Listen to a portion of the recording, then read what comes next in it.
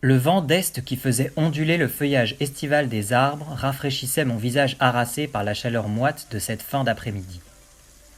Après une matinée que j'avais employée à quelques exercices d'assouplissement, de méditation et des recherches sur la géographie de Kyoto pour identifier mon point de rendez-vous, j'avais retraversé le parc de Jiangoen pour rejoindre la destination indiquée par l'étrange billet laissé dans ma chambre la nuit dernière. À la lumière vespérale, les feuilles vertes des arbres et les allées immaculées de l'immense jardin japonais m'offraient leur splendeur dans leur plus belle lumière. Je retournais par acquis de conscience sur les lieux de la fuite de mon agresseur, mais nulle trace de ce dernier. Il s'était comme volatilisé. Même les herbes bordant la rivière ne portaient aucune empreinte de notre course-poursuite nocturne. À cette heure, quelques écoliers et étudiants prenaient le chemin du retour à travers le parc, se dépêchant de rentrer chez eux avant la tombée de la nuit. On pouvait également apercevoir quelques touristes étrangers se délectant de la sérénité du lieu ou en admirant la beauté à travers l'objectif de leur appareil photo flambant neuf. Je passais au travers du portique rouge du Gion Machi Kitagawa, alors que le soleil entamait sa lente course vers l'horizon. Il me restait tout au plus un quart d'heure pour rejoindre le lieu où mon emblème se lève au coucher du soleil. L'énigme était simple, mais nécessitait de connaître un peu la ville, ainsi que bien entendu la graphie propre à l'agence. En ce qui concernait ma connaissance des faubourgs locaux, j'avais dû m'appuyer sur quelques recherches en amont de mon expédition au Japon, ainsi que sur mon japonais approximatif pour vérifier mes hypothèses auprès des habitants. Les pavés traditionnels du quartier central se perdaient au milieu des authentiques maisons en bois et en pierre qui s'élevaient au cœur de la cité nippone, créant un labyrinthe urbain où il était facile de se perdre. Heureusement, je savais où j'allais. Après avoir dépassé quelques rues calmes le long de l'avenue principale, j'empruntai un passage étroit entre deux maisons pour rejoindre une venelle isolée, perdue au sein du dédale de Gion. Une voie sans issue bordée de deux maisons dans le plus pur style médiéval japonais. La bâtisse qui les reliait avait elle aussi un charme tout droit sorti d'un passé fascinant de l'archipel. 2 étages sous un toit en pagode rehaussé de lampions d'or, une enseigne de bois ornée de kanji tracés à l'encre de Chine et une porte coulissante à double vantaux qui semblait si fine qu'on aurait été étonné qu'elle ait survécu toutes ces années. Cependant, le détail qui attira mon attention était la dizaine de chouettes qui se posaient sur le pourtour en fer du toit de bois laqué, ululant et piaillant apparemment pour se disputer les miettes que quelqu'un avait sûrement déposées à leur intention. On surnommait cette maison le perchoir. Les habitants du quartier m'avaient confirmé que la bâtisse abritait une ancienne maison de geisha qui affectionnait tout particulièrement les chouettes qui vivaient dans les faubourgs de Kyoto et qu'elle leur fournissait ainsi le couvert à la fin de la journée, juste avant la tombée de la nuit. Le spectacle attirait parfois les enfants et les touristes curieux, avides de découvertes insolites.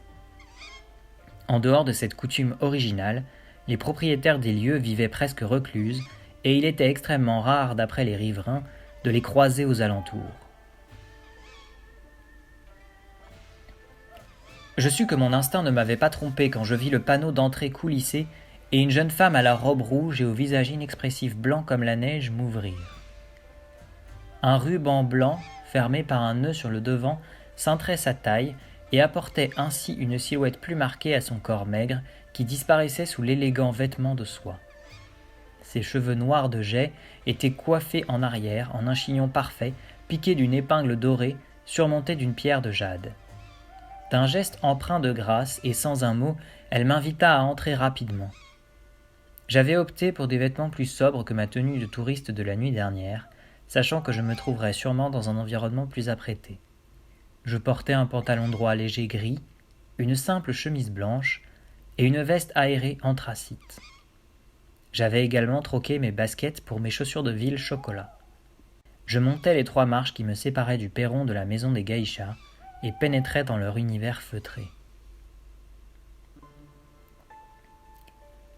Il me fallut quelques secondes pour m'habituer à la pénombre de l'endroit. L'intérieur était découpé par des panneaux blancs striés de lattes de bois.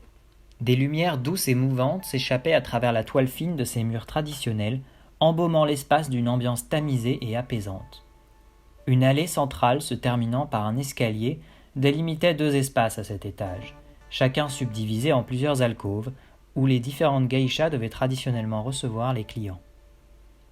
Mon hôtesse silencieuse m'enjoignit d'abord à retirer mes chaussures, puis d'un hochement de tête à la suivre pour emprunter l'escalier qui menait au 2e palier. Ce dernier était beaucoup plus dégagé, offrant un espace d'une quinzaine de tatamis.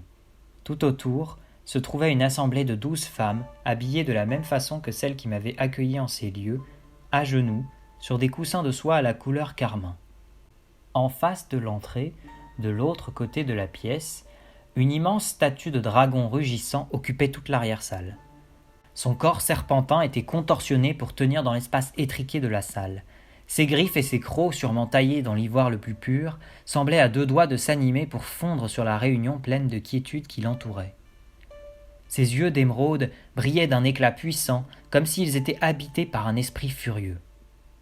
Au pied de cette très intimidante vision se tenait une 13e geisha, arborant une tiare dorée au motif complexe, ainsi que 2 marques rouges sous les yeux peintes sur son masque blanc, donnant l'impression qu'elle pleurait des larmes de sang. Ses traits ne dévoilaient aucune expression, mais on sentait une grande respectabilité émaner de sa présence. Mon hôtesse m'indiqua un coussin brodé laissé à mon intention au centre de l'assemblée, puis redescendit les marches qui m'avaient conduit jusqu'ici sans un mot. Je pris place sous le regard impassible des participantes à cet étrange rassemblement, sans parvenir à masquer l'appréhension qui m'habitait. Je tentais maladroitement d'imiter leur posture droite, pleine de déférence. Pendant quelques secondes, le silence régna au sein de la congrégation qui m'observait, à peine dérangée par les bougies qui brûlaient doucement sur le pourtour de la salle. Puis, la maîtresse des lieux, facilement identifiable par son couvre-chef doré, prit la parole d'une voix forte et pleine d'assurance. Bienvenue dans l'antre du Dragon Rouge. Je suis la présidente du conseil, Melinora. Ici, aucun mensonge et aucune traîtrise ne sont permis. Le gardien veille. Ces mots prononcés avec force renforçaient l'éclat des pierres précieuses qui ornaient les orbites finement ciselées de la statue monumentale. Il me sembla presque discerner une pulsation dans le cœur de ces orbes brillants. Vous avez été invité dans ces lieux car nous sommes dans une situation d'urgence. Une situation à laquelle vous n'êtes pas étranger. Votre venue au Japon coïncide avec la résurgence d'un mal ancien et puissant qui s'attaque à notre ordre. Et le Conseil a choisi de vous laisser la vie sauve et d'envisager une collaboration, eu égard aux liens qui ont pu nous unir par le passé à l'agence. Ce dernier terme sonnait étrangement dans son phrasé, comme si évoquer l'organisation lui coûtait quelque chose. Elle laissait clairement entendre qu'elle aurait pu m'éliminer depuis longtemps et que je ne devais ma vie qu'à mon statut d'agent. Je frissonnais en me rappelant la furtivité avec laquelle elles avaient pu fouiller mes affaires et y introduire l'invitation. Cette nuit aurait facilement pu être ma dernière. Elle laissa planer un court instant qui laissait entendre qu'il était temps pour moi de répondre. Embrassant l'assemblée du regard, je rassemblais tout mon courage et me lançai dans un japonais que j'espérais suffisamment compréhensible. Je vous remercie de votre invitation et de votre volonté de collaborer. En tant qu'agent, je suis ici pour traquer un dangereux instigateur. J'ai suivi sa trace depuis le Vietnam où... Nous sommes au courant du détail de vos investigations, agent. Le Conseil a choisi de vous recevoir directement dans notre sanctuaire car le temps presse. Notre ennemi commun semble s'intéresser à vous particulièrement et à vos investigations, sans que nous en comprenions la raison. Nous le traquons depuis des mois sans succès, et nous pensons que vous pouvez nous aider à le faire sortir de sa tanière. Vous l'avez déjà poussé maladroitement à dévoiler certains de ses sbires chez Saori-sensei. Vous me suiviez, vous aussi? Pas particulièrement. Mais Saori-sensei était au service de notre ordre depuis plusieurs années. Sa femme, Asakura-san, était une de nos plus fidèles agentes, et son ignoble meurtre n'était pas dû au hasard. Une des lames maudites que vous avez apportées est empreinte de son sang. C'était une provocation de la part de notre ennemi. Cela nous a poussés à surveiller le maître forgeron pendant son deuil. Mais votre intervention nous a empêchés de le protéger au moment fatidique. Je sentis dans ses paroles une forte déception, comme une hostilité à mon égard. Elle me tenait pour responsable de la mort de Saori. Que voulez-vous dire? Vous auriez pu repérer et neutraliser l'assassin pendant que je parlais à Saori. Nous aurions pu si vous ne portiez pas ces lames maudites. Par ailleurs, je m'interroge toujours sur les raisons qui ont poussé l'assassin à éliminer Saori plutôt que moi, si j'étais sur la bonne piste pour retrouver cet ennemi dont vous me dévoilez si peu. Je jouais le tout pour le tout. Il était clair qu'elle ne me faisait pas confiance pour l'instant, et que je me devais de montrer que je maîtrisais la situation. Du moins en partie. Si la présidente du conseil était étonnée, elle ne le laissa pas transparaître, son visage d'albâtre resta impassible. Nous sommes aussi étonnés que vous. Mais cela dévoile quelque chose. Il ne cherche pas à vous éliminer, seulement à vous empêcher de le retrouver. Pourquoi vous préserver, voilà qui relève du mystère, mais qui pourrait bien nous être utile pour le percer à jour. Nous avons besoin de votre coopération pour ça. Si nous voulons collaborer, j'ai besoin d'en savoir plus sur ce que nous affrontons. Ma déclaration eut l'effet escompté. Je sentis une très légère tension dans les traits du masque blanc que s'efforçait de composer mon interlocutrice. Si tel est votre souhait, vous devez jurer que cela ne sortira pas d'ici, et que vous encourez la peine de mort par nos agents si vous révélez ce que vous apprendrez ici, y compris à votre agence. Les choses sérieuses commençaient. J'étais parvenu à les amener jusqu'à l'idée de travailler d'égal à égal. Je me coupais du soutien de l'agence pour la durée de cette affaire, mais mon intuition me disait que je devais faire confiance à ces femmes pour résoudre ce cas. Très bien. En aucun cas je ne révélerai quoi que ce soit que j'apprenne ici. Vous devez jurer par serment. Elle tira des plis de sa robe un médaillon au cercle doré qu'elle portait autour du cou. Le petit objet scintillait d'un éclat funeste sur le support rouge carmin de sa poitrine généreuse. Elle voulait donc le jouer ainsi. Après avoir soutenu mon regard de fer impassible quelques secondes, je soulevai mon coude pour mettre ma montre au bracelet de cuir usé et au cadran argenté devant moi, comme si je cherchais à y lire l'heure. À première vue, il s'agissait d'un bijou classique, sans grand intérêt. Seule la présence de 2 cercles concentriques plus petits vers l'intérieur de la montre aurait pu attirer l'attention d'un observateur avisé.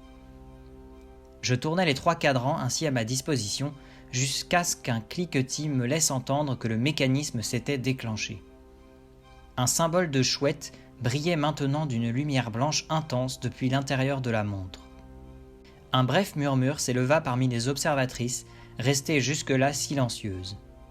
Après une courte inspiration, je déclarai d'une voix forte et intelligible, en français.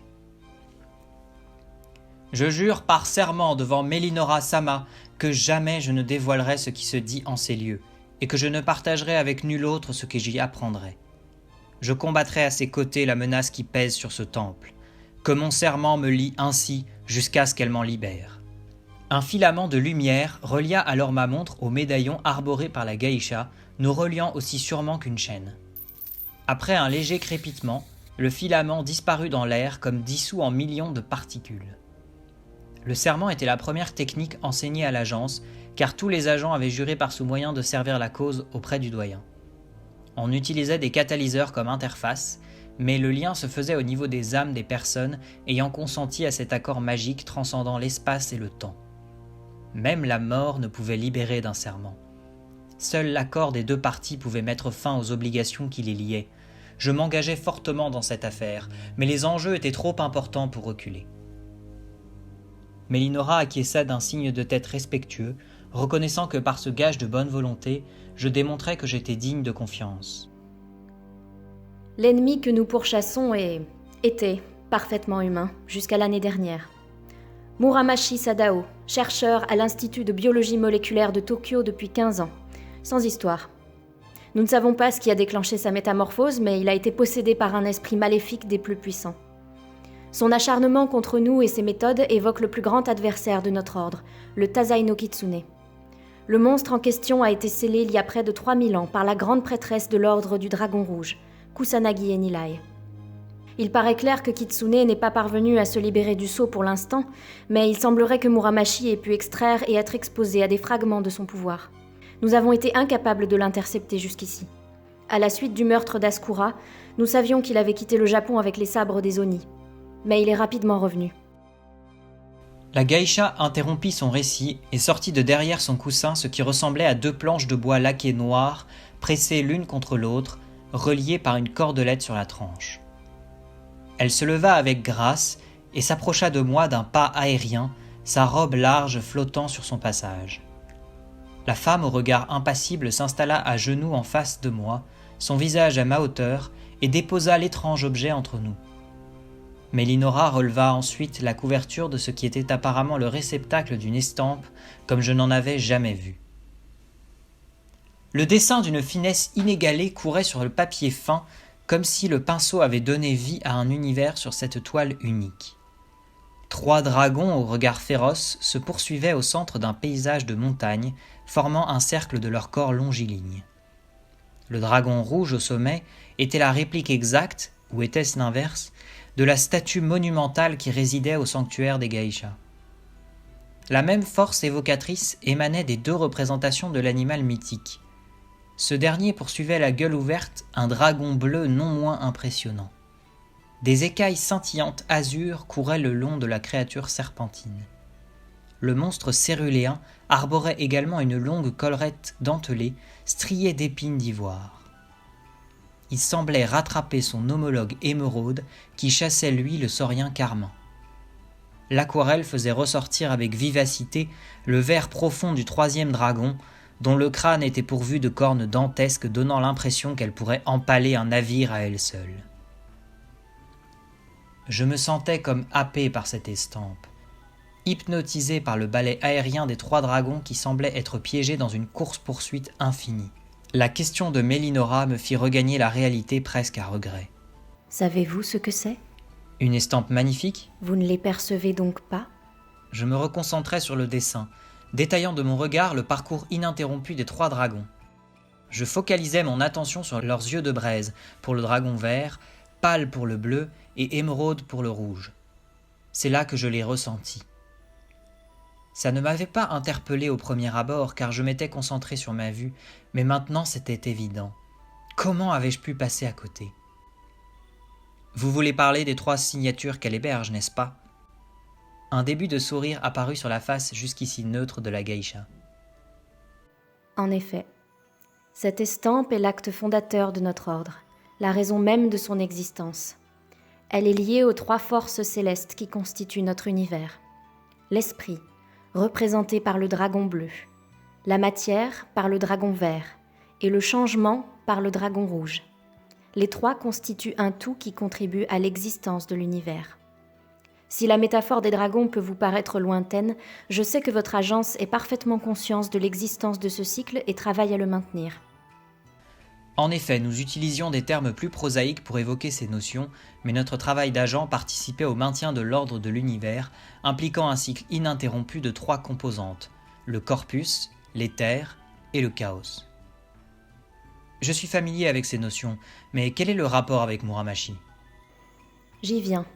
Nous ne savons pas d'où viennent les dragons, mais la légende raconte qu'à l'origine de la civilisation humaine, ils interpellèrent 3 prophètes. À chacun, ils confièrent une larme, un fragment de leur immense pouvoir, et avec elle, la lourde tâche de veiller à ce qu'elle ne tombe pas entre de mauvaises mains. Chaque dragon aurait en effet pleuré, en apprenant qu'il devrait chasser ses frères pour l'éternité. C'est leur cycle éternel qui empêche que notre univers soit la proie d'autres univers qui en menaceraient l'harmonie. La fondatrice de notre ordre était la gardienne de la larme rouge, le cœur du dragon du changement. Pendant des millénaires, nous avons conservé le secret et la larme à l'abri de ceux qui ont cherché à s'en emparer, y compris du Tazai no Kitsune. Elle s'interrompit quelques instants, comme pour reprendre des forces, avant de dire des mots qui semblaient lui coûter cher.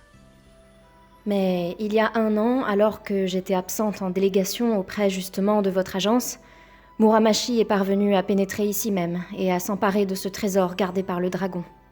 Il a brutalement assassiné l'une des nôtres et s'est volatilisé sans que nous ne puissions rien faire. Nos efforts pour le capturer ont été vains depuis. Il était maintenant évident qu'un tel aveu était extrêmement difficile pour elle. Je compatis à sa douleur. Mélinora-sama, merci de la confiance que vous m'accordez. Je ferai tout ce qui est en mon pouvoir pour vous aider à rattraper Muramaki et à le vaincre. J'imagine que vous avez un plan. Je sentis que ces paroles la confortèrent dans sa volonté et l'aidèrent à reprendre une contenance plus sérieuse. Elle plongea son regard profond dans le mien. Merci. Nous avons effectivement un plan dans lequel nous avons besoin que vous nous fassiez totalement confiance. Les risques pour votre vie sont considérables. Mais c'est le seul moyen de forcer le monstre à sortir de sa tanière. Je me perdis quelques instants dans ses yeux bridés couleur émeraude, comme si je pouvais y trouver la réponse à la question qu'elle me posait. Finalement, j'acquiesçai gravement, scellant ainsi mon destin.